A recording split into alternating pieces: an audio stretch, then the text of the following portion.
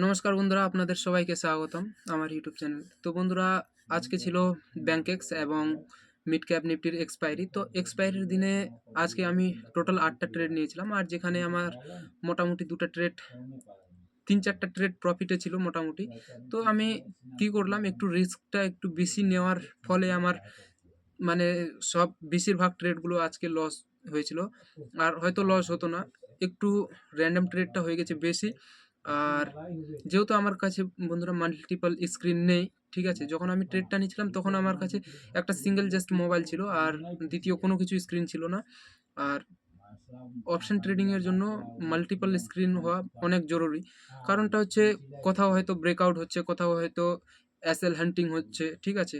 মার্কেটের পুরো স্ট্রাকচারটা দেখার জন্য মাল্টিপল স্ক্রিন হওয়া অনেক জরুরি। তো কি করব, সিঙ্গেল মোবাইল দিয়ে যতটা আমি পারলাম করলাম, ঠিক আছে। অবশেষে যে আমাকে লসটা বুক করতে হবে এটা আশা করিনি, কিন্তু মার্কেটে প্রফিট এবং লস এটা হচ্ছে মার্কেটের একটা পার্ট, ঠিক আছে। তো মাইনাস প্লাস পয়েন্ট নিয়ে বড় বিষয় নয়। আজকে যদি মাইনাস হয় কালকে হয়তো প্লাস হবে, ঠিক আছে। আর যেখান থেকে মাইনাস হয়েছে সেই জায়গা থেকেই প্লাস হবে। তো সব থেকে বড় কথা হচ্ছে বন্ধুরা, যারা অপশন বায়ার আছো, যদি তোমরা ট্রেডিং শিখতে চাও তো প্লিজ এই চ্যানেলটাকে সাবস্ক্রাইব করে ভিডিওগুলো লাইক করবে। আর আপনাদের যদি কোনো মতামত থাকে সেটা কমেন্ট বক্সে জানাতে পারো। তো বন্ধুরা, সবার আগে আপনাদের পিএনএলটা দেখায়, ঠিক আছে। তো বন্ধুরা, যেমনটা এখানে দেখতে পাচ্ছ, এটা হচ্ছে ব্যাংকেক্সের এক্সপায়ারি ছিল আজকে, মান্থলি এক্সপায়ারি, ঠিক আছে। এরপরে জানুয়ারি মাসে এক্সপায়ারি আসবে আবার। তো এখানে দেখতে পাচ্ছ আমার বাইং প্রাইস ছিল 24, আর এলটিপি এখানে এই জায়গাতে দেখাচ্ছে এলটিপি 319। মানে আমার যেখানে আমার বাইং প্রাইস ছিল সেই জায়গা থেকে 300 পয়েন্ট অনেক বেড়ে গিয়েছে, ঠিক আছে। 300 পয়েন্ট বেশি চলে গিয়েছে। তো সেটাকে আমি ক্যাপচার করতে পারিনি, আর আমার এখানে কন্টিনিউ ছোট ছোট লস বুক করে আমি মার্কেট থেকে এক্সিট করেছি। কারণটা ছিল বন্ধুরা, আমার কাছে মাল্টিপল স্ক্রিন নেই, হয়তো থাকলে এটা হতো না, ঠিক আছে। আর এখানে একটা মিড ক্যাপ এক্সপায়ারিতে আমি ভালো একটা জায়গায় ট্রেড নিয়েছিলাম, যেখানে আমার বাইং প্রাইস ছিল 9-10-এর আশেপাশে, আর এলটিপি সেই প্রাইসটাই চলে গেল লাস্টে 112-13। তো এটাই হচ্ছে বন্ধুরা এক্সপায়ারির দিনে একটা বড় ধামাকা জ্যাকপট বলতে পারেন, ঠিক আছে। আর এক্সপায়ারির দিনে এই সমস্ত জিনিস বেশি হয়, বেশিরভাগ ক্ষেত্রে প্রাইস অনেক কম হয়ে যায় আর গামা ব্লাস্ট হয়। তো আজকে ঠিক সেরকমটাই বলতে পারো। এই জায়গাটাতে আমার এন্ট্রি ছিল মোটামুটি, ঠিক আছে। এই জায়গাটাতে আমি যদি হোল্ড করতাম এখানে 20-25 পয়েন্ট আরামসেই দিয়ে দিত, কিন্তু সেই স্ট্রাইক প্রাইস অবশেষে অনেক দূরে চলে গেল, ঠিক আছে।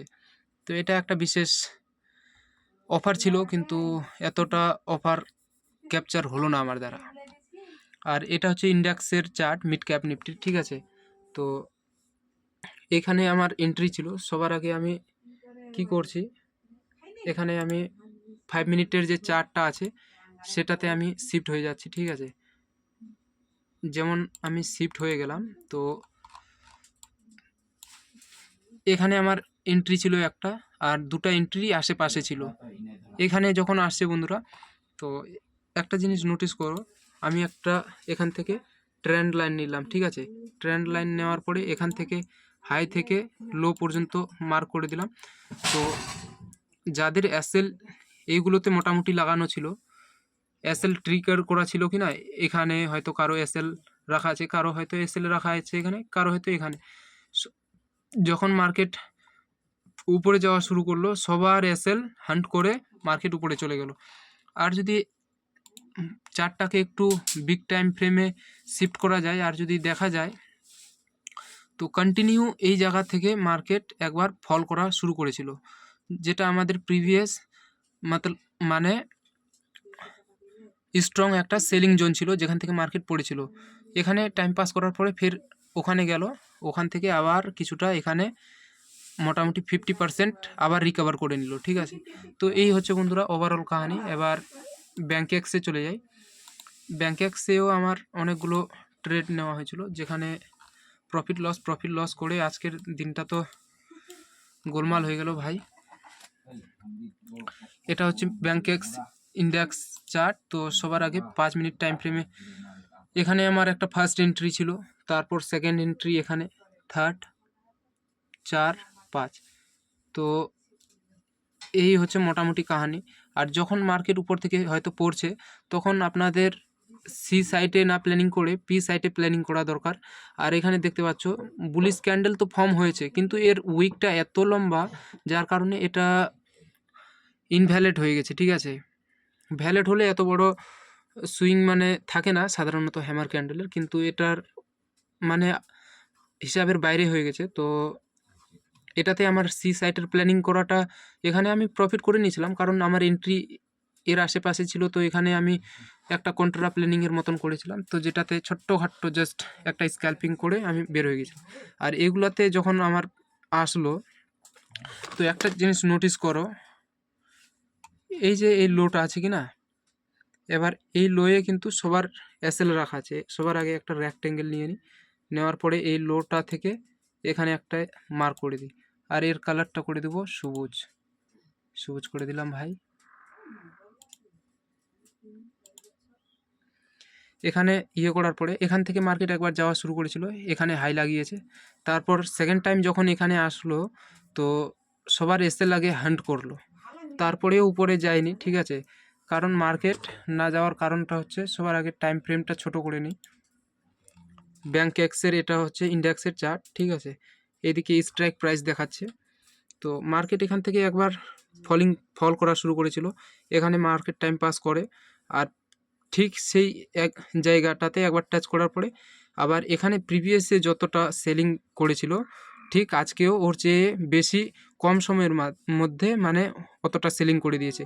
কারণ এটা হচ্ছে 30 মিনিটের টাইম ফ্রেম। ঠিক আছে, সেক্ষেত্রে দেখা যাচ্ছে মার্কেট এখানে প্রথমবার যখন এখানে আসে যত সময় নিয়েছিল, দ্বিতীয়বারে কিন্তু অর্ধেক সময়েই কয়টা ক্যান্ডেলের মধ্যে চলে আসছে, 1 2 3 4, 4টা ক্যান্ডেলের মধ্যে পুরো এত বড় মোমেন্টটা 4টা ক্যান্ডেলের মধ্যে মানে 2 ঘন্টার মধ্যে কভার করে দিয়েছে। তো সবার আগে এখান থেকে আমি একটা মাপ নিয়ে নিই। ঠিক আছে, প্রাইস রেঞ্জ। তো আমি লোয়েস্ট পয়েন্ট থেকে হাইয়েস্ট মানে 1300 পয়েন্ট মাত্র 2 ঘন্টার মধ্যেই কভার করে দিয়েছে। ব্যাংক এক্স এবং সেন্সেক্সের মধ্যে এত বেশি মানে পরিমাণ থাকে স্পিড, মানে মার্কেটের স্পিড 50 60 100 200 পয়েন্ট খুব সহজেই অ্যাচিভ হয়ে যায়, অনেক সময় 300 400 পয়েন্ট। তো যারা বিগিনার আছে অপশান ট্রেডিংয়ে, যারা নতুন, তাদেরকে বলবো নিফটি 50 এবং মিড ক্যাপ নিফটি তাদের জন্য বেস্ট। ঠিক আছে, আর ওর চেয়েও বেস্ট হচ্ছে তারা যদি স্টকসে কোনো স্টক শেয়ার বাই সেল করে, তো তাদের জন্য সেটা ঠিক আছে। আর যাদের কাছে এক্সপিরিয়েন্স আছে তাদের জন্য ব্যাংক এক্স বলো, ফিন নিফটি সেন্সেক্স, তারপরে ব্যাংক নিফটি তাদের জন্য ঠিকঠাক আছে। তো বন্ধুরা দেখলে, আজকে যদি আমার কাছে একটা মাল্টিপল স্ক্রিন থাকতো, মনে করো যে হয়তো মোবাইলে আমি অপশানের প্রিমিয়াম দেখছি কিংবা পিএনএল দেখছি, ঠিক আছে, আর সামনে যদি একটা অপশনের জন্য ইন্ডেক্স চার্টকে ম্যানেজ করার জন্য যদি একটা স্ক্রিন থাকতো, তাহলে হয়তো আশা করা যায় এই ঘটনাটা হতো না। কারণ আমার কাছে 2 বছরের মোটামুটি এক্সপিরিয়েন্স আছে, আর এতদিন ধরে আমি প্রথম থেকেই আমি ইন্ডেক্সে অপশনে আমি ট্রেড করি। তো সব থেকে বড় বিষয় হলো এই জিনিসটা আমি সঙ্গে নিয়ে যেতে পারি না। আর একটা যদি সিঙ্গেল হয়তো ফোন থাকতো কিংবা ল্যাপটপ থাকতো, তাহলে সেটাতে আমার বেস্ট হতো। তো যাই হোক, আগামী দিনে আমাকে নিতে হবে। আর আজকের ওভারঅল পিএনএল তো লসের ডেটা ক্লোজ হলো, আর কালকে আছে ব্যাংক নিফটির ফিন নিফটির এক্সপায়ারি, তো সেটাতে নজর রাখবে। আর বৃহস্পতিবার শুক্রবার তো নিফটি 50 এবং সেন্সেক্সের এক্সপায়ারি থাকে উইকলি। আর আরও একটা নতুন ইন্ডেক্স আসতে চলেছে আমাদের মাঝে, সেটা হচ্ছে এমএসসি। তো আমার এঞ্জেল ওয়ানে এখনও আপডেট হয়নি, তো যখনই আপডেট হবে আমি আপনাদের আপডেট করে দেবো। তো বন্ধুরা, ভিডিওটা ভালো লাগলে প্লিজ লাইক করবে। আর অপশন ট্রেডিং যদি রিয়েল অপশন ট্রেডিং শিখতে চাও তাহলে চ্যানেলটাকে সাবস্ক্রাইব করবে, কারণ অপশন ট্রেডিং সম্পর্কিত এই চ্যানেলে ভিডিও আমি রেগুলার আপলোড করতে থাকি। তো আজকের ভিডিওতে এই পর্যন্ত, দেখা হচ্ছে আবার নতুন ভিডিওতে।